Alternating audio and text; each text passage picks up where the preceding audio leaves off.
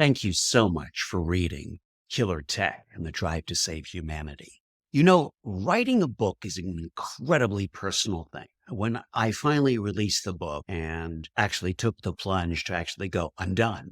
It's time now to move forward and to share the work and to have people read it and be able to criticize it and be able to get involved with the message and do stuff with the message. It was a huge day. It was literally one of the most scary days of all because that's putting a whole bunch of actions in motion as soon as you actually go release the book. So, how did you guys like chapter one? Because chapter one was an incredibly difficult chapter to start because it's how do you start this whole adventure in technology and also at the same time not be too preachy and try to get people involved enough that they would want to be involved with helping not just themselves but their family, not just their family but their local communities. And I thought it was really important that when I wrote the book that I also made sure I really could take the advice in the book and do something with it. Because how many books have you read and you can't do anything with the advice? You're kind of stuck. Like,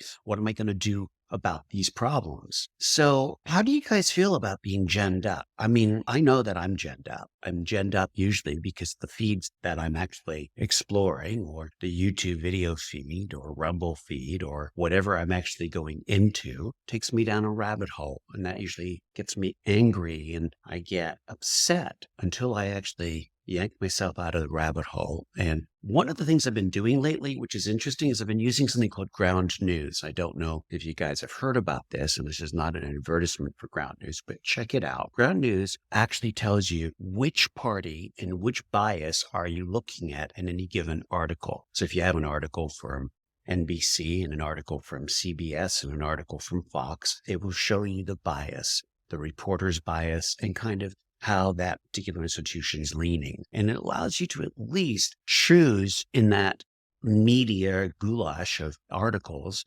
something that you would be able to see more or less the different biases and the different slants on the same information. It's actually quite fascinating. And I think you guys will enjoy that. I do. So ground news is an interesting resource.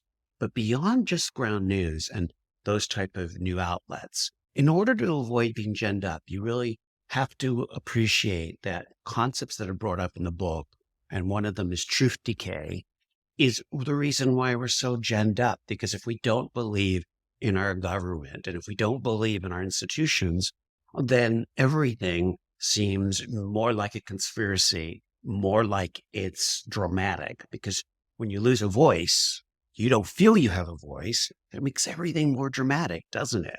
And I personally think what we're going to have to do moving everyone's forward into a new future is people are going to have to appreciate they are important enough to have a voice. This idea that, people don't vote or the silent majority, I think that needs to be extinguished. We can't lay flat any longer, not do anything about our present situations. And if you're young, especially, you got to rise up. You've got to rise out of bed, literally, leave your room, leave your computer, leave your technology, and get into the workplace. Go to the places that we are actually making decisions in, like your local schools, your local municipalities, the local school boards, and just get involved and do stuff. Because if you start speaking to people, you might actually have all of your facts wrong. You might discover that other people's facts are actually more compelling than your own. But this is the most important thing. If you don't engage, you won't get new facts.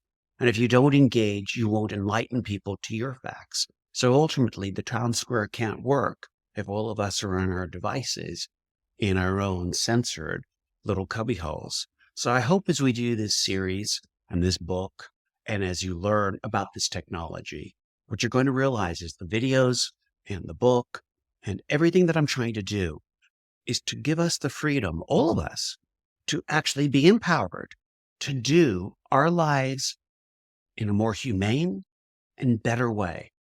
Because the technological route to run our life the way that Meta and other companies want us to run our life is really dehumanizing. And more importantly, once you're dehumanized, then who are you? I mean, at some level, once we have sucked all the humanity out of a human being, we've just made him be as good as high score in his computer game or the social score from him putting the correct amount of posts and the correct things in the post that don't piss off the censors so that they can actually censor him into the society's norm. Think about that. Censored into the society's norm. Yeah, that's where we're at.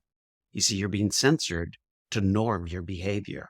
That, guys, is truly George Orwell's 1984, and it's happening in 2023, right now. We have so far done very little to actually change that narrative. But I will say this, if you've been paying attention, in 2023 is the year that this book has come out. We've admitted we're genned up. We've admitted that we actually create our own biases. And we also have admitted that if we're not paying for the product, we are the product. This is the year where I'm starting to see people wake up. And that's why I'm doing this video series to augment the book, to augment your resolve to change the way our relationship is with technology. Thank you.